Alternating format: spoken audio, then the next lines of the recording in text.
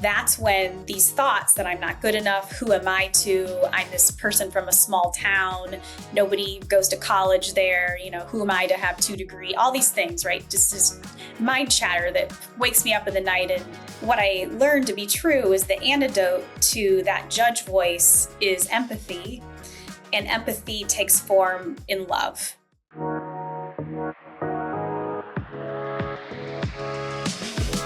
You're listening to the TJ Moore Podcast. Today's guest is Natalie Siston from Plain City, Ohio. She's a mindset expert speaker, executive coach, #1 best-selling author, and creator of the Permission Granted keynote.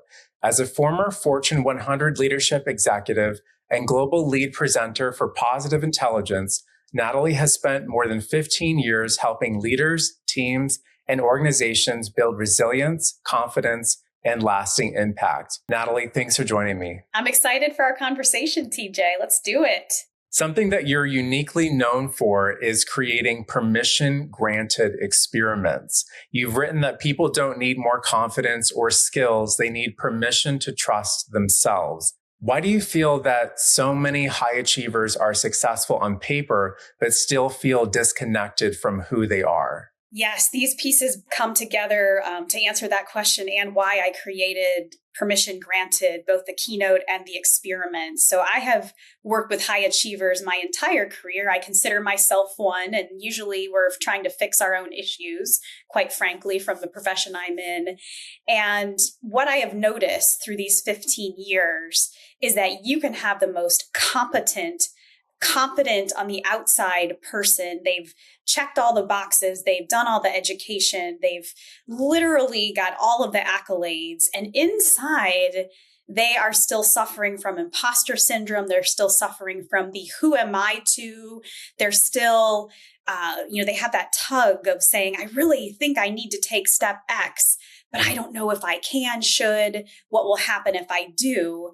And so when I was really examining this last year, I was working with a colleague. We were working on my messaging, which I know is something really important to you. And in his reflection, he kept saying the word permission throughout our dialogue. And I said, that's it. I said, that's the piece right there. It's that so many people have everything, but they're missing the permission. Either they feel like they need that to be given to them explicitly, or they have to build up so much internal confidence to say, ooh, I'm going to give myself permission. And so from there, I decided to dig in and use the last year to go out in the wild and do my own experiments. And I'm now bringing that to the stage through my keynotes and workshops. There's also an element of almost delaying what we're good at or what comes naturally, because we're pushing the goalposts further down into the future of saying, oh, when I get that certification, when I get that opportunity, I'll feel ready. So how does this idea of needing permission from someone or an authority figure tie back to our memories at school or in our own childhood? The hyperachiever literally is the person who feels that they're recognized, they feel like they're loved, they feel like they're needed based on everything they're achieving. And to your point, the goalpost keeps moving, the checklist keeps growing longer. And I like to share my own story about how I think that originated in me. And so I have dug in and realized that it's the second grade spelling test that led to my hyperachiever status. So I don't know about you, TJ, but you probably had to take those spelling tests typically on Fridays in elementary school, right? You study all week. And then for me, my parents would sit with me at the kitchen table on Thursday night. We would study the words together. I would write them. I would spell them. The first time I took one of those tests, I got A+, 100%. The teacher put a smiley face and a sticker on that. I brought it home. I presented it to my parents. They were so proud. They hung it on the refrigerator. And that paper stayed on the refrigerator. And every time I walked by, I saw, oh, my parents love me because I got the 100% A+ sticker, smiley face. And TJ, let me tell you, now that I have 2 children, I know that that just stayed on the refrigerator because my parents forgot about it. It had nothing to do with their love for me. But as children, we pick up and we tell ourselves stories. And the story I told myself was, okay, if the spelling test is giving me love, then I must get all A's. I must be valedictorian. I must be lead in the play. I must be captain of the team. I must get full ride to college. I must go to graduate school. I must get the great job, and so on and so forth. And then you wake up one day and either through a big traumatic life event or maybe simply through some awakening, you realize it's not the sticker smiley face trophy accolade that matters. It's the relationship. It's the connection. It's the love that we feel for the people around us. And I know now that my parents didn't love me because of the spelling test. They loved me for who I was as a person. And when we can shed that hyperachiever status and just say, I am enough, that's when we can truly grow to our next level of being, because we're not connecting our worth to our achievement. Sometimes there can feel like there's an external validation that people are trying to reach for, but also the feeling of not being enough can be internal, where it's like, okay, you don't have to accomplish X, Y, and Z for us to love you, but they feel that they need to do that to love themselves, or feel like they're sort of living up to their own potential. And I've seen that you're passionate about coaching people on the science and practice of mental fitness. Are there any tips that you have to help listeners quiet their inner critic without totally lowering their standards? Absolutely. I think this is probably the biggest pushback I get from people once they understand what their underlying tendency is. So hyperachiever is one tendency, and the people will often tell me, but I need that to be successful. But if I didn't have that trait, I wouldn't be in the job I'm in today. I wouldn't be living in the house I'm living in today. I wouldn't be experiencing the way I'm experiencing life. And so it's to say, your negative thought patterns are typically your greatest strengths taken too far. And so if we just stick on this hyperachiever piece here, what we want to keep is the achiever, and we want to drop the hyper. We want to keep the part of us that does have that intrinsic motivation, that does say, it's important to me to show up well. It's important for me to perform. And let's do it to the level that we need, not to the level it's going to create stress, burnout, frustration. And so for anyone listening, you can think about your own tendencies and say, okay, what is the strength part of that? What is, quote, the good stuff of that? And how can I really pull that into my everyday work and life? And how can I set aside the part that brings me into stress, anxiety, frustration, negative emotion? So that's important for everyone to individually recognize. And the second piece, TJ, and I laugh because people literally pay me to come step on stages and tell them the most important thing is to take 3 deep breaths. It is so trite and so simple, it seems like at times, but quite literally, so much research has been done on taking 10 seconds to breathe deeply, to be in your body so you can disconnect from your churning mind. We can do it right now if we want, and our listeners can do it too. Do you want to just do it with me? So let's just take 3 deep breaths together. So listeners, if you're doing this on fast forward, slow us back down, sit still for a second. Let's just do 1 deep inhale and exhale and inhale and exhale. Inhale deep, deep, deep, and let it out.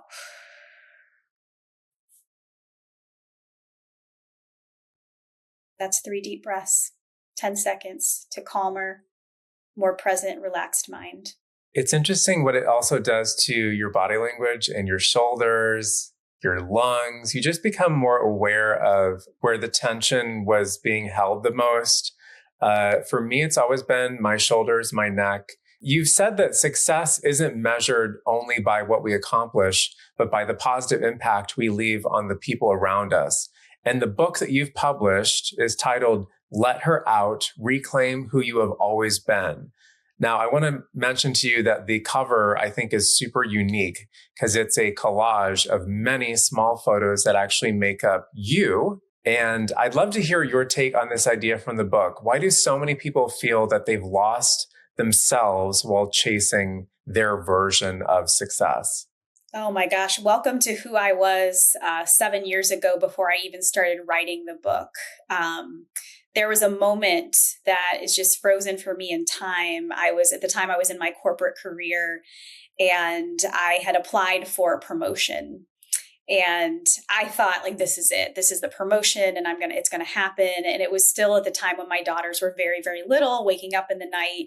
And my youngest daughter had woken up in the middle of the night. And that day I learned that I did not receive that promotion. And so in that night, I'm sleep deprived already, and my husband and I took shifts. So we literally met in the hallway for him to go comfort her and me to go get some sleep. And in the middle of the hallway, like, I just gave him a hug and just started sobbing. And he just said to me, like, what is wrong? And I said, when is it going to be my time? When is it going to be my turn? I just feel like I'm clawing my way to this destination that I don't even know if it's meant for me.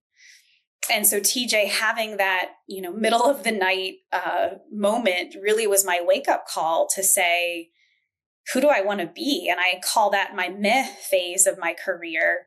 And out of that, I began coaching with someone myself. I found someone who would help me. And through the process of working with her, I started writing and speaking again. A lot of kids play sports and, they do other hobbies when they're young. I was a writer and a speaker from a very young age. And so I needed to be reminded of who I actually was. And quite frankly, this is what happens with so many of us. We start chasing after that promotion because we think that's the next box to check. We think that's the next rung on the ladder we need to go to. And I mean, the best thing to happen for me at that point in time was not getting that job, because it led to me discovering all of this other goodness that was inside of me. And so from that point forward, I have been helping other people unlock their version of her, their version of him from their past. And not to go back and relive someone's childhood, but just to go back maybe even a few years to say, what are the activities? Who are the people that brought you the happiest moments of your life? And how can you just put 5 minutes of that into your current busy schedule? And that's really what the process of letting her out is all about. It's about remembering who you actually were back in the day when you were free from any expectation, and reconnecting at a visceral level to what did it feel like to be that person, and actually putting yourself back in those spaces as an adult. And then the hardest part of the whole let her out journey is what I call recognizing and removing barriers, because that's in short term, that's what we've done. We've created brick walls around ourselves that prevent people from seeing who we really are, that prevent us from experiencing who we really are, for all fake, wrong, not, reasons usually. Some are legitimate, but most of them are just made up in our mind. And once we recognize what walls we've put up around us, we have a choice. Do I want to take them down? And do I want to take them down brick by brick, or do I want to blow it up with some explosives? And it's different for every person. And so that's really the quest that I help people go on, is to say, who am I? So I can forget all of these arbitrary rules about being an adult and do it my own way. The ideas in your book have now become the foundation of some of your presentations. And after spending more than 10 years pursuing a TEDx stage, you finally delivered your talk, Thoughts Bloom, Plant Wisely, in 2026. This was a reminder that persistence often blooms from its own timeline. So can you walk us through your experiences on the way to getting your time on that TEDx stage? I sure can. It has been a ride. At the same time, I had that middle of the hallway meltdown that led to me rediscovering my voice and putting myself out there. At the same time as when I started applying for TEDx talks in my area in Central Ohio. And in 2016, they didn't even consider my application. In 2017, I know that my application made it into the room. They actually looked at it. In 2018, I got called in for an audition. And 2019, TJ, this was the moment. I was like, okay, this is the moment that things were made for, because not only was my town doing TEDx, but they were doing TEDx Women. And I had just found, probably a month before this announcement was made, I found the boxes of journals and diaries that I had kept since I was 8 years old. And the big idea I put forward for the TEDx was reminding her how awesome she is today based on how awesome she was back then. Because as I was reading my journals and diaries, I saw a kid who was spunky and confident and creative and funny. And I'm like, gosh, where is she? Right? Like, where'd she go? And so I put that idea forward and I made it to the final round interview. And I said, this is it. In my corporate career, final round interviews were always a formality, except in this case, I was rejected, or as I like to say, I was rejected. Yeah. Pause for laughter on that one. It's the only time you can use that pun. So you got to do it. It is, right? I really wanted to make t-shirts that said that, but I held myself back. And so I was pretty upset because I was like, this was the idea and this was the stage. And I remembered that there was another conference for women in my town that was seeking applications for speakers. So I said, well, if TEDx didn't want this, I'll go ahead and submit it elsewhere. And so I submitted it to a big conference in my town. And they called me and they said, Natalie, we not only love your idea for a breakout, because that's what I had applied to do, but will you give a keynote on this topic? And I was like, I have made it. I have made it. And 2020 is going to be my year. So I replicated that and I got accepted for 4 keynotes, all to take place in the spring of 2020. And you can already know what happened. Every single one of them got canceled due to COVID, every single one of them. And so I found myself sitting in my home office in April of 2020, just dejected, going, this was supposed to be the year that all the things changed. And so I said, well, if the stages are closed, then I'll just build my own. And so I did build the stage and I delivered my keynote, which was Let Her Out, Reclaim Who You've Always Been. And that's the origin of my book. So one could say that the TEDx journey was beautifully, crafted there and it turned into something wonderful, which it did. And it just so happened that this year in 2026, 10 years later, my town brought back a TEDx women's event. And happened to, right place, right time, right connections. And in my mind, the right experiences over the past 6 years led me to create my talk, Thoughts Bloom, Plant Wisely, where I got to talk about that journey of writing in a journal as a little kid and it turning into some of the biggest mindset moments that have brought me forward into my career. And so I got to share those thoughts on stage with lots of stories and lots of laughter and a really important, simple lesson that came through at the end that hopefully will be available very soon for everyone to watch. There is a prestige level of experience that comes with getting to that opportunity because they are so highly selective. And also because the TED brand, even on YouTube alone, has something like 40 plus million subscribers. That's just one way that people watch and listen to those. They have a whole other ecosystem of how to share that content. I want to mention some feedback that you had from one of your workshops with American Family Insurance. They called your talk engaging, very worthwhile, one of the best events that they've ever been part of. So I have to hear you explain, what is the simple audience experiment you do that changes how people think about negativity and positivity? Oh gosh. Well, that particular engagement, we had a 2-hour virtual workshop, and TJ and I were talking before we got on this podcast just about how much more energy is required when you're presenting virtually, because when you're in a room with somebody, you can palpably feel their energy, but on a screen you can't.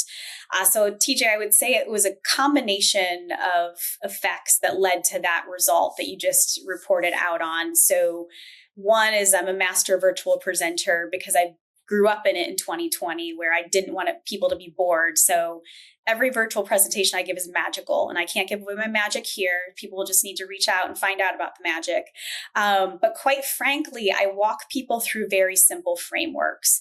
And no matter the presentation workshop I'm giving, I do a very solid workshop on permission granted, like we've already talked about, Let Her Out. And this one in particular was around mental fitness. And so for me, I think the moment that audience felt the shift was when we went from identifying their negative mindset, and everyone was able to take an assessment in advance of that session to get their own personalized results.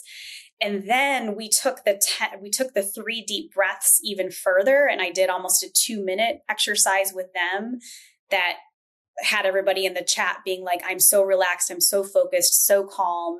And then what I was able to do, TJ, is introduce them to an entire set of new questions they can ask themselves when they're feeling stuck, when they're feeling anxious, when they're feeling stressed out, to help them move forward differently. So that was like the before and after. It was really identifying their own stressors, giving them a simple technique that we did together, like everyone did it together. And then, because when people ask my kids what I do, they often say, my mom is both a professional speaker and a professional question asker. And so for that audience, they got 5 very powerful questions that I told them. I said, print these out, hang them on your desk. When you're feeling stuck, look up at them. Do not feel like you need to just sit there and stare at your screen.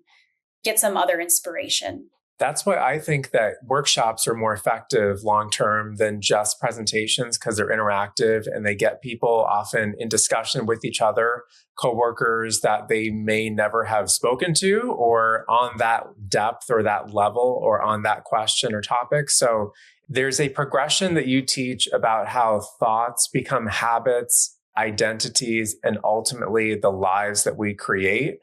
Is there an example of how you've used this in your own life?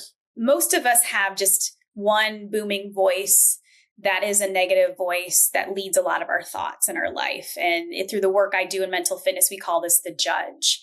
And I have done very deep work in this space on both kind of like a scholarly level and a participant level. And as I was in a mastery level experience, learning and digging into my own mindset patterns, what I learned is this voice was just crowding my brain more than I was even recognizing.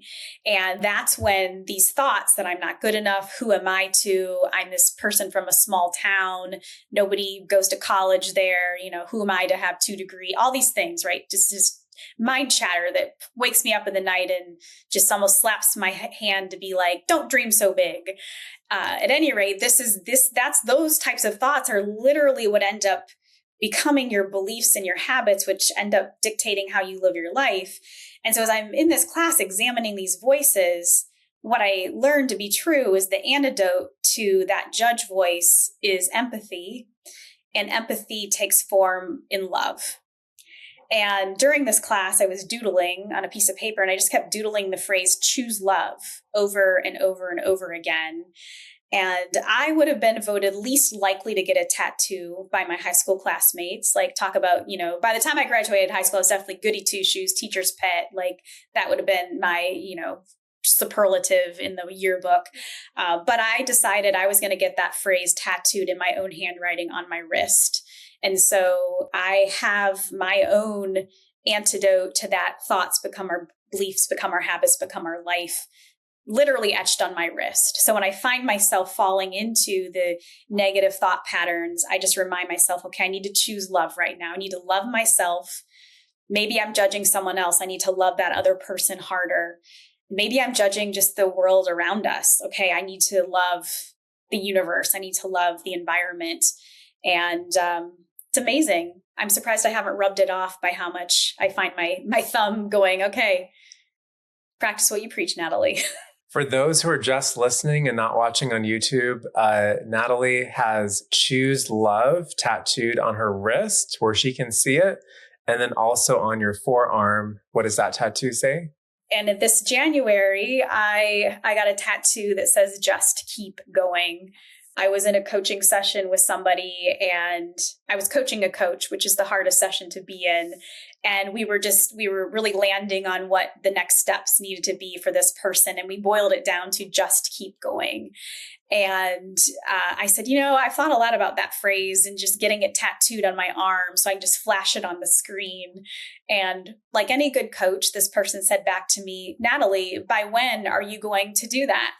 And I set an arbitrary date to do it by the end of 2025, and I didn't get it done. And so in January, I put it on my list of things to do. Like, I'm going to get this done in January. And we were having a bad snowstorm the last weekend in January here in Ohio. I literally called up a 24-hour tattoo place on January 30th before we were going to get this giant snowstorm. I'm like, I have to get this checked off my list. And so I go into this tattoo parlor. It was 4 p.m. It wasn't like I did it at 4 a.m, but they're blaring heavy metal and, they're doing some full tats on people like, the sleeve. And I walk in and I'm like, I want my motivational speaker tattoo. They loved it. They thought it was fantastic. And, we had a great time. So I've got a good picture with my artist and off I went. So did they drive to your house? No, I drove to them, but I did ask them, I said, are you seriously open 24 hours? And they said, well, we close the shop, but if someone calls, we have somebody who lives 15 minutes away and they can come in and open the shop within a half hour's notice. So wow, they are on call. Yeah. If you're in Central Ohio and you want an on-call tattoo parlor, call me up. I'll give you the deets. So you made a video about one of your daughters. You have 2 teenage daughters. One of them's in soccer. It was after a soccer practice. And I saw that you were trying to remind them how to count positive things that happened during their day, not just the negative things, and actually trying to get them to outweigh some of the positive things, because it can be easy to only remember what went wrong. So how have you integrated some of these concepts that you teach into your life as a parent? Well, for better or worse, my children get me as both the parent and the professional coach and speaker that I am. So yes, in that case, my daughter went in the car. She's like, it was terrible, it was awful, it was horrible. And she's playing at a pretty high level now. And she was at a very challenging training. And I said to her, I'm like, okay, stop. I need you to tell me 3 good things that happened for every one thing. There's scientific proof that you need to have 3 positive to outweigh every 1 negative thought. So I'm trying to train my daughters on that. And quite frankly, my daughters, while they say it's cringy and, they and their friends follow me on Instagram. And whenever I put a video, I'm like, oh my gosh, Mom, you're so embarrassing. I'm like, well, you are the one choosing to follow me there. Your friends are the ones choosing to follow me there. So I'm just going to say, I'm not forcing anyone to watch anything, but TJ, they are paying attention. They are paying attention. I want you to know that, because I hear them say things to each other, or I hear them say things to their friends, and I know they're listening. And there was a day, so we're recording this in the summer, and for any parent who is at home, I work from home when I'm not on the road during summer. It's crazy because they're old. They're too old to be in any kind of day camp or anything. So they're home. And one day I came home, I had 2-hour block of time to get work done. And I walk into my house to 6 teenage girls sitting in the loft, which is actually amazing. We built a house that we could host people and be that place, raid my snack drawer, drink the drinks. I don't care. I will happily go to the grocery store to restock. And in that day, I walked into the loft and it turned into, Mrs. Siston, can we ask you some questions? And I was like, okay, we're doing this. And so I sat down and they did have some pretty big life questions for me and we talked it through. So I also just want to model for everybody, make sure your kids are talking to you. I think what's astounding to me as a teenage parent of teenagers is how many kids do not talk to their parents. And I mean, one of my kids has no filter and I hear everything. I'd probably rather not hear all of that. And the other shares quite a bit. And we're really lucky is what I'm learning. And so for those of you who, have teenagers in your life, encourage them to share with their parents or a trusted adult, because we want them to know that they're unconditionally loved so that they don't form some of these negative thought patterns in their heads like we all have. I know the science behind it. So I guess I'm trying to prevent them from needing the services of somebody like me when they're older, quite frankly. And that's what I tell a lot of parents is I'm training my girls to not be apologetic. I'm training them to be ambitious. I'm training them to just stand up for themselves, because I don't want them to have to hire an empowerment coach in their 40s or 50s. I don't want them to need someone like me when they're older. Yeah, one of the reasons that people are seeking that kind of knowledge or that perspective or even accountability is they don't feel that they got it when they were younger, or they don't feel that they have it in their current friendships or even their coworkers. So they're like, okay, I'm not getting whatever I need to hear, I'm not getting in my day-to-day life. So I need to outsource this. I need to find someone who can give me that point of view that can get me out of where I am right now. And I want to share with listeners how they can find your book and the best way to get in contact with you. So to get Natalie's book, Let Her Out, Reclaim Who You Have Always Been, the #1 bestseller on Amazon. You can buy it on Amazon. And also it's the basis for her keynotes, workshops, retreats, coaching. So you also have a weekly newsletter that you write on LinkedIn called Permission Granted with more than 2,000 subscribers. As one of the earliest team members of Positive Intelligence, that company, you created a lot of the original frameworks to deliver their mental fitness solutions and also work with B2B companies. So you do one-on-one coaching and small group coaching. Can you just tell us about what kind of clients that you work with for the one-on-ones? I work with mainly mid-career professionals who are in their meh phase. I know it's a highly technical term, but if you're in it, you know it. You're listening. I work with the people, yeah. I work with the people who are questioning what is that next step, and some actually may be seeking their next opportunity and role, and others just know there's something bigger, different, other out there for them, and I work with them to help uncover it.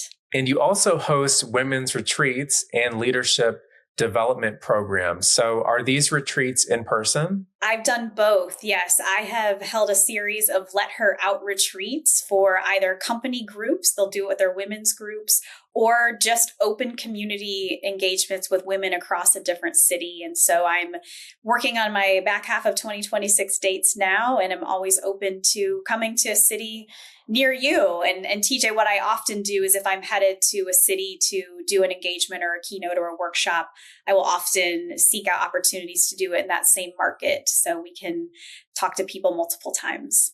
And to book Natalie as a speaker, coach, or to connect with her directly on her website, go to nataliesiston.com or search Natalie Siston on LinkedIn and Instagram. It's all the same, so easy to find her.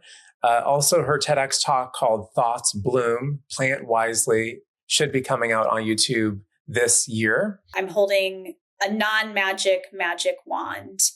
This is something that I give to people in my workshops and keynotes for Permission Granted as a reminder that no one's coming to save you, that there is no knight in shining armor, there is no fairy godmother, there is no bibbidi bobbidi boo, but you have that inside of you. And so I want you to reclaim the parts of you that feel like you need to ask, that you feel like you need to push. Just remind yourself that you are the only person who needs to give yourself permission to shine, to go big, to be the person that you have always meant to be.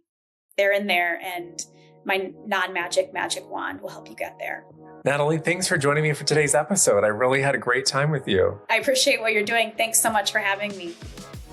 To hear more experts share their story, subscribe to the TJ Moore Podcast on YouTube and follow this show on Spotify and Apple Podcasts to listen anywhere you go. Like and comment on this video if you found today's conversation valuable, and share this episode with someone in your life.